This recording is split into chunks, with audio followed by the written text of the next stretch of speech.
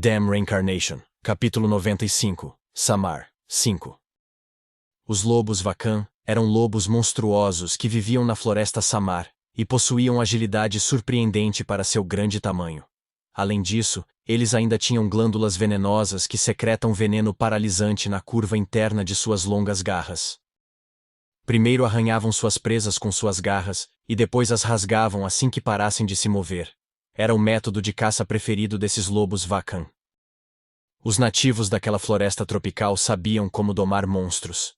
Isso valia para a tribo Garung também. Esses lobos Vacan, que recebiam treinamento desde o momento em que nasciam, não tinham inibição de carregar os guerreiros tribais em suas costas.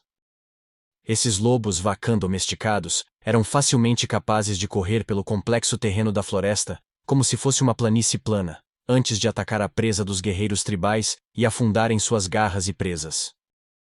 Quando os lobos o atacaram, Eugene se levantou em sua rocha. O lobo correndo à frente do bando saltou no ar e se jogou em Eugene. Ele primeiro o atacou com suas garras ao invés de suas presas. Slash! Um jato de sangue caiu do ar. Uma coluna de pedra explodiu do chão e perfurou o corpo do lobo.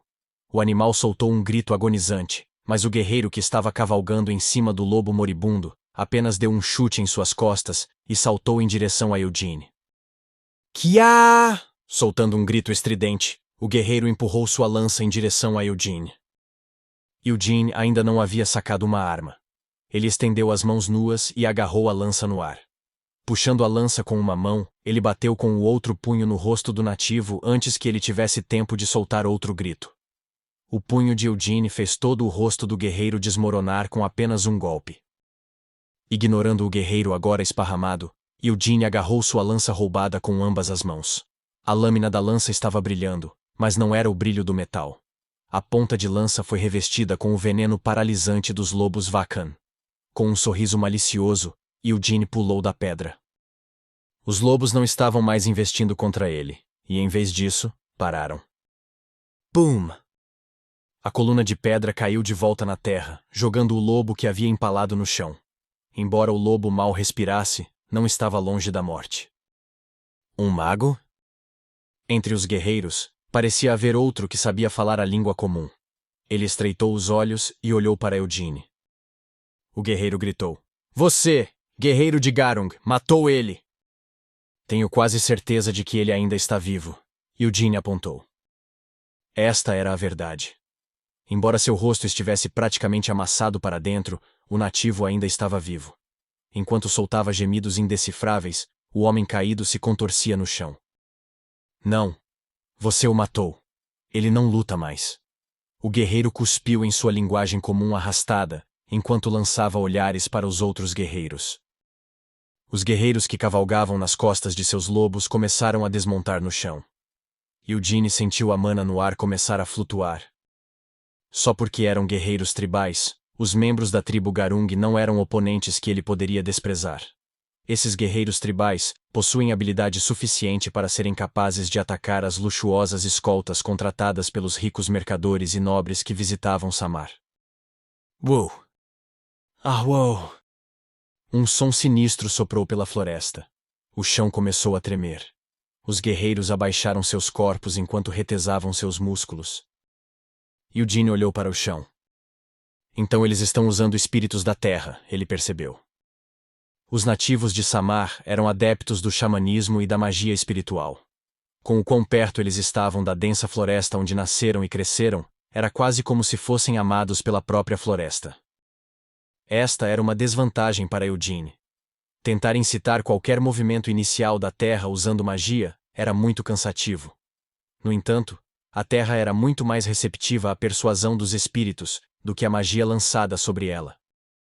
Não, isso não é apenas um espírito da terra. Eugene se corrigiu. Havia algo mais misturado naquilo. Algo que não era bem mana. Os lábios de Eugene se torceram em uma carranca. "Tem um gosto desagradável", resmungou Eugene. Esse sentimento era um pouco semelhante à magia negra, mas a essência era diferente. Aqueles guerreiros tribais não estavam usando o poder demoníaco como um demônio ou um mago negro faria. Eles estavam usando o poder do xamanismo. Os corpos dos lobos de repente caíram, enquanto as almas dos monstros deixavam seus corpos e entravam nos guerreiros. Os guerreiros tremeram e o barulho sinistro ficou ainda mais alto. Enquanto cuspia o gosto desagradável na boca, Eugene preparou sua lança. Bang! Os guerreiros chutaram o chão. Seus movimentos pareciam ser uma mistura de humanos e monstros. Já era nojento o suficiente sentir as almas dos monstros se sobrepondo às dos guerreiros, mas seus movimentos fizeram com que Eugene recordasse algumas memórias desagradáveis. Eles se assemelhavam ao Cavaleiro da Morte criado colocando a alma de um licantropo no cadáver de Hamel. Boom! O próprio ar foi dilacerado quando a lança que Eugene jogou rasgou um dos guerreiros agressores em pedaços. Quando Eugene voltou para a beira do rio, Narissa estava dobrando as roupas no lugar de Christina. Por que você está fazendo ela fazer isso? Eugene questionou Christina. Não estou obrigando-a a nada, protestou Christina. Ela disse que queria retribuir o favor e começou a trabalhar sozinha. Mesmo que começasse a trabalhar sozinha, você poderia simplesmente ter dito a ela que não precisava fazer isso. Ela se ofereceu de livre e espontânea vontade, porque queria retribuir nossa ajuda. Se eu dissesse a ela para parar, isso deixaria a senhorita Narissa se sentindo estranha. Christina estava sentada na cadeira que Eugene havia deixado na beira do rio. Ela examinou a aparência imaculada de Eugene antes de sorrir suavemente. Então, qual tribo era? Christina perguntou. Os Garung, respondeu Eugene. Os ombros de Narissa tremeram enquanto ela ouvia a conversa entre eles. Os Garung não são uma pequena tribo. Você se certificou de matar todos eles? Christina conferiu. O quê? Você acha que eu só mataria alguns deles? Ou acha que eu deveria apenas avisá-los de quão forte sou e dizer-lhes que deveriam desistir de perseguir a elfa se não quisessem morrer? Eugene perguntou com um bufo de diversão. Eles provavelmente não teriam ouvido o aviso, mesmo se você tivesse falado. Christina suspirou. Provavelmente não, concordou Eugene. Eugene também não encontrava prazer em cuidar de assuntos tão inúteis e cansativos. Se possível, ele queria resolver os problemas sem entrar em conflito. No entanto, os guerreiros nativos não eram o tipo de oponente que poderia ser tão facilmente persuadido. Se Eugene tivesse dito a eles que estaria disposto a pagar o que a elfa pudesse ter trazido para eles no mercado, eles certamente teriam insistido em pegar todo o dinheiro que Eugene tinha como preço para libertar a elfa. Bem, não é como se estivéssemos planejando ficar aqui para sempre. Então, o que ela disse? Eugene perguntou. Christina devolveu a pergunta. Por que você mesmo não pergunta a ela? Ela está com muito medo até mesmo de fazer contato visual comigo, Eugene apontou. Provavelmente porque os ouvidos de uma elfa podem ser um pouco aguçados demais para o seu próprio bem, disse Christina com um sorriso ao se levantar de seu assento. Levantando-se ao mesmo tempo, Narissa repetidamente abaixou a cabeça para Eugene, enquanto se desculpava com ele. Eu sinto muito, grande e temível senhorio. Estou tão sobrecarregada. Sinto muito, meus ouvidos captaram coisas que não deveriam. O que ela quer dizer com coisas que não deveriam? Eu disse algo importante enquanto estava lá? Eugene murmurou para si mesmo enquanto se dirigia para a tenda. Esta grande tenda era um artefato que havia sido modificado para maior conveniência, usando magia. Um simples toque em um botão afixado no mastro central fazia com que a barraca se dobrasse perfeitamente sobre si mesma. Embora ainda fosse volumosa, isso não era problema para Eugene. Ele enfiou a barraca inteira dentro de seu manto e se virou para olhar para Narissa. Então, o que exatamente você ouviu? Eugene perguntou a ela. Narissa gaguejou. De gritos e pessoas implorando por suas vidas. Por favor, me poupe. Você estava fazendo todos os tipos de poses antes, enquanto agia legal e fingia ser forte. O que há com você de repente implorando por sua vida? Tão chato. Eu sou um guerreiro da tribo Garung. Se eu não voltar, eles vão enviar perseguidores. Além disso, nossos camaradas não estão longe. Mesmo que o poupe, eles ainda enviarão perseguidores. Eu roubei sua presa, afinal. Então, se eu matar você agora, isso significa que haverá uma pessoa a menos atrás de mim. Então, não diria que seria melhor para mim simplesmente matá-lo agora? Você não concorda? Por minha causa, sinto muito por incomodar vocês. Narissa se desculpou. É realmente mais irritante do que preocupante. Além disso, você já nos pediu ajuda? Quando veio boiando o rio abaixo, fui eu que puxei você por vontade própria. E matei aqueles caras porque quis. Você nem ao menos me pediu para fazer isso. Eugene insistiu enquanto enfiava as roupas que Narissa havia dobrado em seu manto. Cristina falou. Vai carregá-la, Sir Eugene. Carregá-la?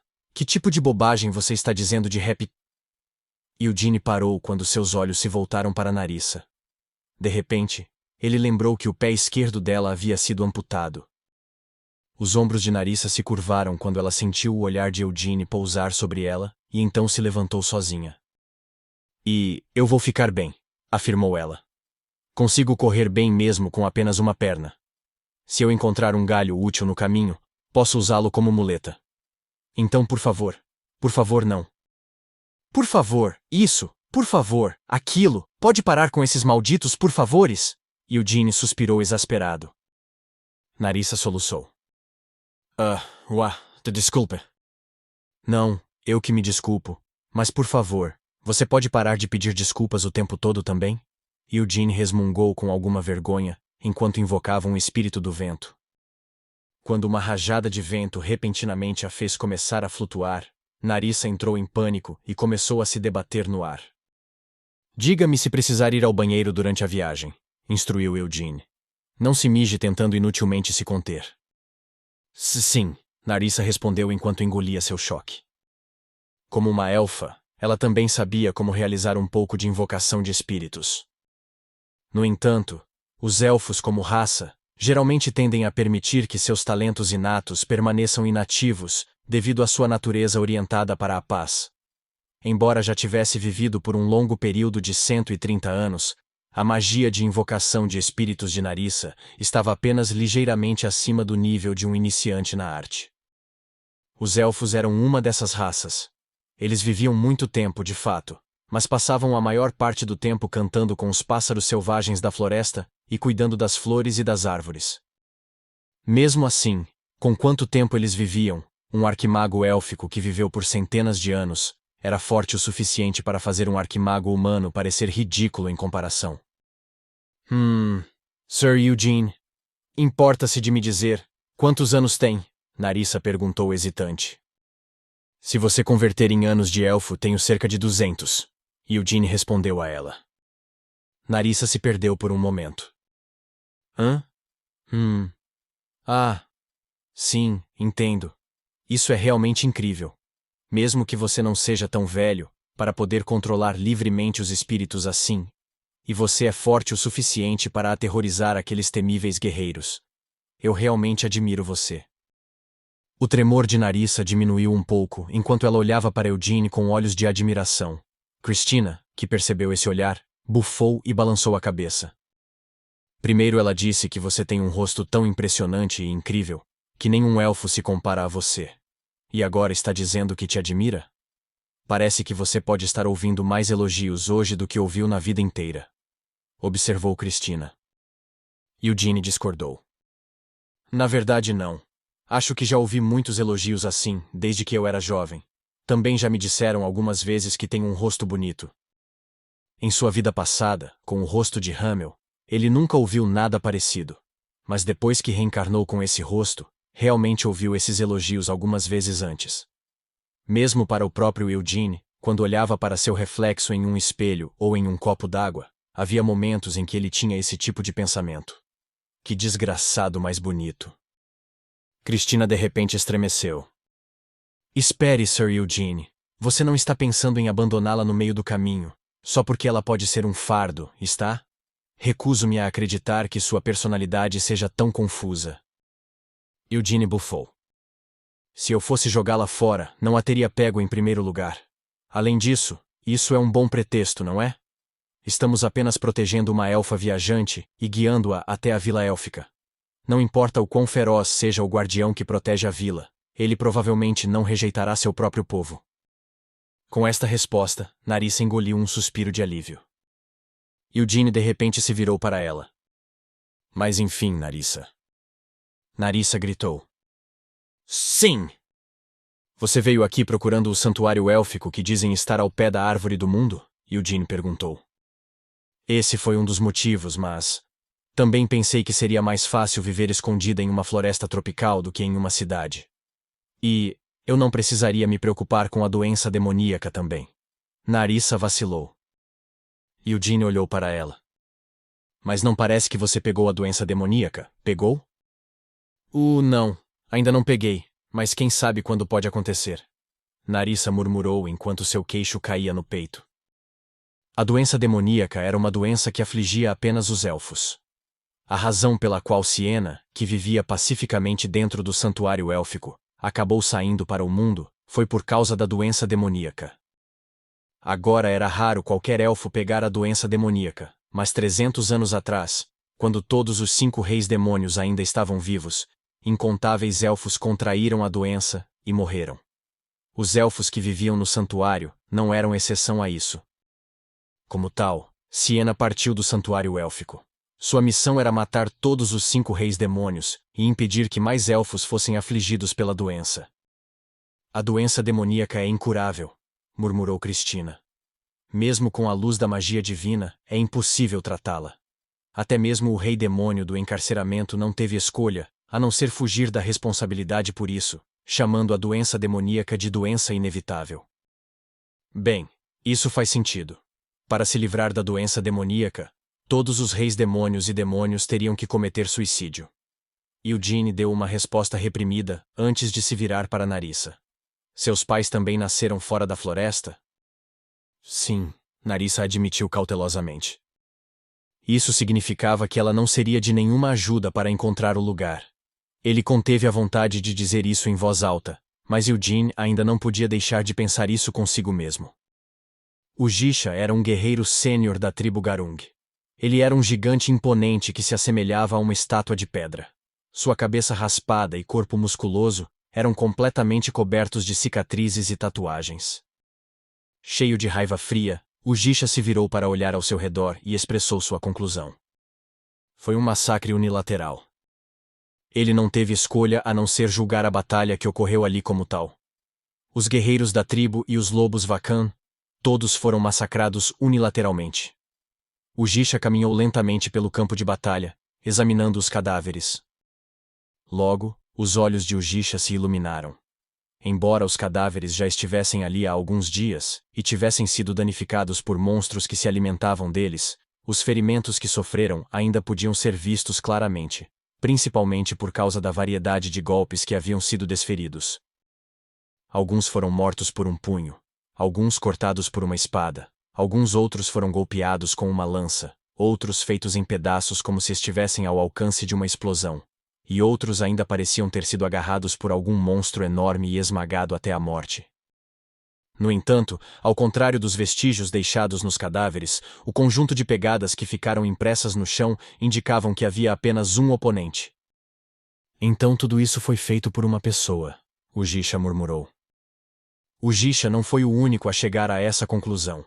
Um homem vestindo uma camisa grande que permitia facilmente que o vento soprasse em sua pele, se aproximou e ficou ao lado de Jisha. O homem falou. Então, esses bravos guerreiros da tribo Garung, eles realmente não conseguiram derrotar apenas uma pessoa e até tiveram sua presa roubada deles? É o que parece, concedeu Jisha. As veias na cabeça calva de Jisha latejavam de raiva.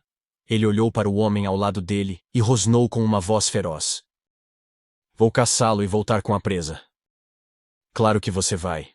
O homem assentiu. Você não vê como nosso jovem mestre ficou animado depois de saber que você daria a ele aquela elfa de presente? Se ele quiser elfas, há outras que podemos dar a ele. O Jisha grunhiu. O mercado de escravos deve reabrir em breve. 1 ou 2 elfas provavelmente devem ser colocadas à venda desta vez também. Não era apenas a tribo Garung que estaria participando deste mercado de escravos, várias outras tribos vizinhas também estariam presentes. Esse mercado, que acontecia 2 vezes ao ano, comercializava criminosos tribais condenados à escravidão, monstros domesticados e estrangeiros também escravizados. Não eram apenas os nativos de Samar que frequentavam esse mercado. Nobres e comerciantes estrangeiros que haviam desenvolvido laços estreitos com uma tribo também podiam encontrar seu caminho para lá. Dito isto, o principal objetivo da visita não era a compra de escravos, mas sim assistir a este raro espetáculo de um evento que só acontecia 2 vezes por ano. Não, não, outras elfas não servem. Nosso jovem mestre... Bem, ele tem gostos ligeiramente incomuns. Ele é obcecado por elfas que tiveram uma parte do corpo amputada. O homem admitiu com um encolher de ombros e um olhar de constrangimento. Você entendeu o que estou dizendo, certo? Ele tem um pouco de fetiche por amputadas? Algo nessa linha. Ele gosta quando lhes falta um membro, ou mesmo apenas um olho. Se é isso que ele quer, então posso simplesmente cortá-las para ele, ofereceu o Gisha. Não, não, estou lhe dizendo que isso não serve. Se isso pudesse funcionar, você não acha que eu já teria pensado nisso? O jovem mestre diz que não consegue se entusiasmar com tais medidas artificiais. Ele precisa saber que já estava faltando um membro antes de colocar as mãos nelas, explicou o homem. Claro, aquela elfa perneta provavelmente não nasceu com apenas uma perna, mas o jovem mestre insiste que ele quer uma elfa cujo pé foi cortado, não um elfo cujo pé foi cortado por causa dele. Então ele é louco. O Gisha bufou em desgosto. Ele não tinha nenhum desejo de entender os gostos distorcidos do jovem nobre. O homem continuou. Além disso, se quisermos uma elfa do mercado, ainda precisamos pagar por ela, certo? Por que desperdiçar nosso dinheiro com isso? Quando podemos pegar aquela elfa de uma perna só, de graça? Bron, não me apresse, o Gisha rosnou. Não estou apressando você. Parecia que estava. Bem, então acho que vou deixar você fazer isso do seu jeito. Bron murmurou enquanto chutava um dos cadáveres. Tirando isso, as habilidades dele devem ser bem impressionantes. Minha primeira impressão é que não parece vir de um passado de cavaleiro. Poderia ser um mercenário? Mas que motivo um mercenário poderia ter para vir até aqui apenas para vagar pela floresta sozinho? Ele deve ser um caçador de escravos, o Gisha adivinhou. Para ele ter entrado tão profundamente na floresta sozinho, não deve ser um caçador comum. Bron murmurou para si mesmo. Faz 2 dias que foram mortos. Ainda podemos alcançá-lo, o Gisha afirmou firmemente enquanto cerrava os dentes em raiva reprimida. Que bom, a viagem estava ficando um pouco chata. Vamos atrás dele juntos, propôs Bron. Ah, não vai ser só nós dois, né? Pode ter sido apenas um cara que matou todos os seus guerreiros, mas ele ainda pode ter companheiros. Você está assustado? Provocou o Gisha. Haha, eu, um dos 12 melhores de Shimuin com medo? Bron riu enquanto batia no ombro de Ujisha. Assim que se acalmou, Bron lembrou a Ujisha. Ainda assim, é melhor ser cauteloso.